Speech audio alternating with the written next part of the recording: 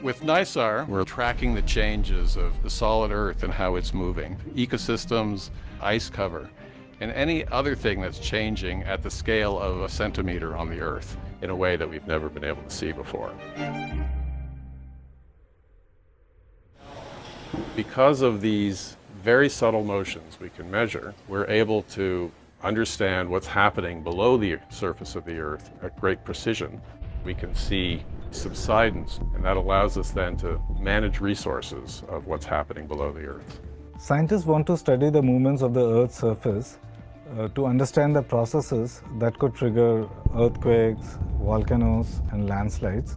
And that allows us then to understand risks associated with natural hazards, which in turn can help in mitigation measures and early response. Other changes over the Earth's surface include melting of glaciers and ice sheets, changes in forest biomass, soil moisture, and shoreline changes. It's based on radar, so it has two different frequency radars, and it basically looks through clouds and sees the surface of the Earth.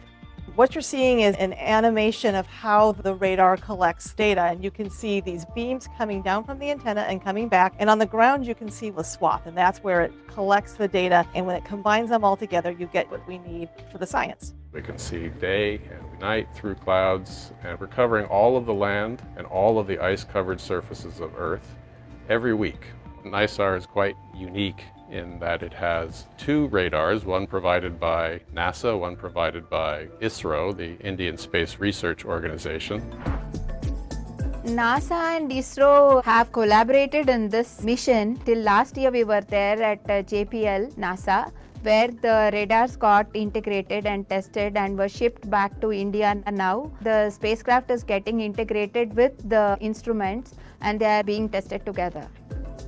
NISAR is going to be launched from Sriharikota, which is a ISRO launch pad, and it is going to be launched by GSLV Mark II. So we are just looking forward for the launch of NISAR in the forthcoming year.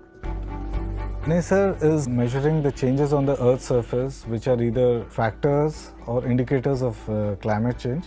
The society will also immensely benefit due to its contribution towards disaster management and providing food and water security. These things are global problems that the global community needs to come together to resolve. Now it looks like we are no more belonging to two different worlds, and we all belong to the space community. That's it. There's the excitement about what we are going to learn that we didn't even anticipate we were going to learn.